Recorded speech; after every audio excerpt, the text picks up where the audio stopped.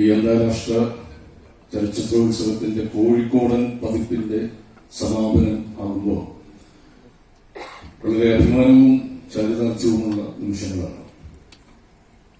അത് ഈ ഒരു സാംസ്കാരിക നഗരം ഈ ചലച്ചിത്രമേളയെ അത്രമാത്രം ഹൃദയത്തിലേക്ക് സ്വീകരിച്ചു എന്നതാണ് കഴിഞ്ഞ ദിവസങ്ങളിലെ നമ്മുടെ ഏറ്റവും ഹൃദ്യമായ അനുഭവം. കോഴിക്കോടിന്റെ സഞ്ചാര സാഹിത്യകാരൻ, ലോകം മുഴുവൻ സഞ്ചരിച്ച് ജ്ഞാനപീഠം കയറിയ ശ്രീ എസ്.കെ. പൊറ്റക്കാട്, അദ്ദേഹം ലോകത്തിന്റെ വിവിധ വ്യത്യസ്തങ്ങളായ കാഴ്ചകൾ, ലോകത്തെ മനുഷ്യരുടെ വ്യത്യസ്ത ജീവിതാവസ്ഥകളൊക്കെ വാക്കുകളിലൂടെ നമ്മുടെ മുമ്പിൽ വാങ്മയ ചിത്രങ്ങളായി വരച്ചു കാട്ടി എങ്കിൽ ഈ അന്താരാഷ്ട്ര ചലച്ചിത്രമേളയിൽ ലോകത്തെ വിവിധ ഇടങ്ങളിലെ, വിവിധ ഭാഷകളിലെ, വിവിധ സംസ്കാരങ്ങളിലെ മനുഷ്യ ജീവിതങ്ങൾ, ആ ലോക കാഴ്ചകൾ, വിസ്മയിപ്പിക്കുന്ന കാഴ്ചകൾ, അത് ഇവിടെ ഏറ്റവും കൃത്യമായ ദൃശ്യരൂപത്തിൽ നമ്മുടെ ഒരു ദൃശ്യബോധ മണ്ഡലത്തെയൊക്കെ വല്ലാതെ സ്പർശിക്കുന്ന തരത്തിൽ അത് ആവിഷ്കരിക്കുന്ന ചലച്ചിത്ര ഭാഷയിലുള്ള അത്തരം ഏറ്റവും മികച്ച സൃഷ്ടികൾ നമ്മുടെ മുമ്പിലെത്തി. ഇത് രണ്ടും ഒരു പരസ്പര ബന്ധം എനിക്ക് തോന്നി. അതുകൊണ്ടാണ് അത് കോഴിക്കോട് നിൽക്കുമ്പോൾ അത് പറയാതെ പോകുന്നത് ശരിയല്ല. ഈ ഒരു മേളയെ ഏറ്റവും സജീവമാക്കിയത് തീർച്ചയായും നമ്മുടെ മേളയിൽ പ്രദർശിപ്പിച്ച സിനിമകൾ. അതിനെക്കുറിച്ചൊക്കെ നമ്മുടെ പ്രേക്ഷകർ പറഞ്ഞത്, അത് മലയാള സിനിമകളെ കുറിച്ചും ഇന്ത്യൻ സിനിമകളെ കുറിച്ചും മറ്റു ഭാഷകളിലെ സിനിമകളെ കുറിച്ചുമൊക്കെ പറഞ്ഞത് ഈ അവസരത്തിൽ എനിക്കൊക്കെ വലിയ പ്രചോദനമായിട്ടുണ്ട്. കഴിഞ്ഞ IFFTയിലെ ഏറ്റവും ശ്രദ്ധേയമായ സിനിമകൾ തന്നെയാണ് ഇവിടെ നമ്മൾ പ്രദർശിപ്പിച്ചത്. അത് പ്രിയപ്പെട്ട നമ്മുടെ ചലച്ചിത്രാസ്വാദകർ വളരെ ആവേശപൂർവ്വം അത് സ്വീകരിച്ചു. അതിൽ വളരെ സന്തോഷമുണ്ട്.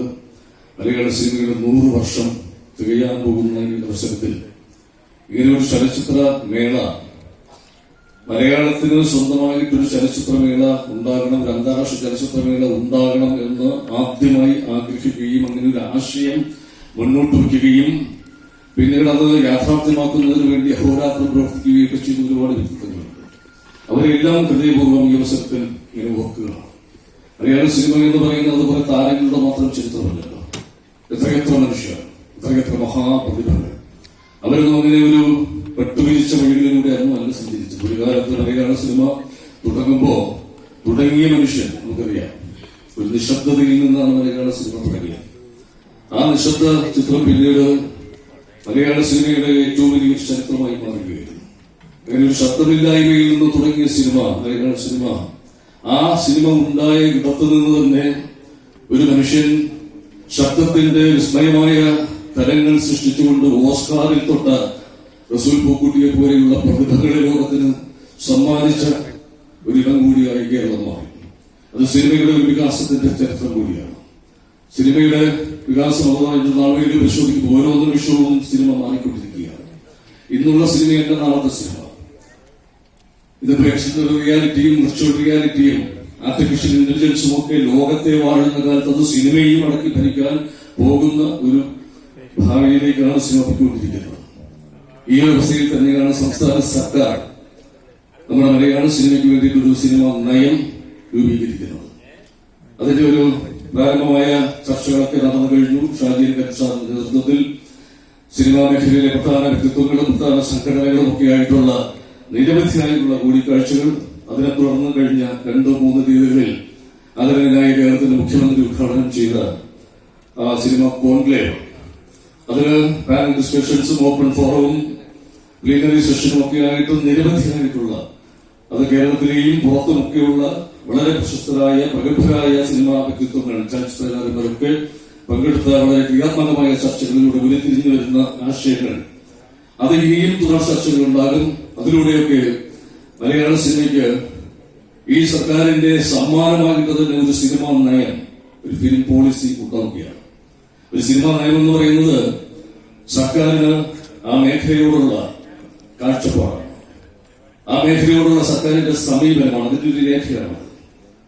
ഈ സർക്കാർ നമ്മുടെ സിനിമയെ അതൊരു സാംസ്കാരിക പ്രവർത്തനമായി തന്നെ കണ്ടുകൊണ്ട്, തീർച്ചയായും സിനിമ അതൊരു സാമ്പത്തികത്തിന്റെ പ്രധാന ഘടകമാണ്. സിനിമയുടെ എല്ലാ സൗന്ദര്യ ശാസ്ത്രവും ആത്യന്തികമായി ചർച്ച ചെയ്യപ്പെടുന്നത് സാമ്പത്തിക ശാസ്ത്രത്തിന്റെ അടിസ്ഥാനത്തിൽ തന്നെയാണ്. എങ്കിൽ പോലും അതൊരു കൾച്ചറൽ ക്രിയേറ്റീവ് ഇൻഡസ്ട്രി എന്ന രീതിയിലൊക്കെ നിർവചിക്കപ്പെടുന്ന തരത്തിൽ സിനിമയ്ക്ക് വ്യക്തത കൂടുതൽ കൈവരുന്നു. ആ മേഖല കൂടുതൽ അർത്ഥപൂർണമായി ഗൗരവപൂർണമായി മുന്നോട്ട് പോകാൻ ആത്മവിശ്വാസം നൽകുന്ന, കരുത്തു നൽകുന്ന, സുസ്ഥിരമായ വികസനം ആ മേഖലയ്ക്കുണ്ടാകുന്ന, ക്രമാനുഗതമായ വളർച്ച ആ മേഖലയ്ക്ക് അത് ഉണ്ടാക്കാൻ വേണ്ടിയൊക്കെ ലക്ഷ്യം ഇട്ടുകൊണ്ടുള്ള സിനിമ മേഖലയിൽ കൂടുതൽ ഊർജം പകരുന്ന ഒന്നായി ഈ ചലച്ചിത്ര നയം മാറാൻ പോവുകയാണ്. ഈ അവസരത്തിൽ അതിനായി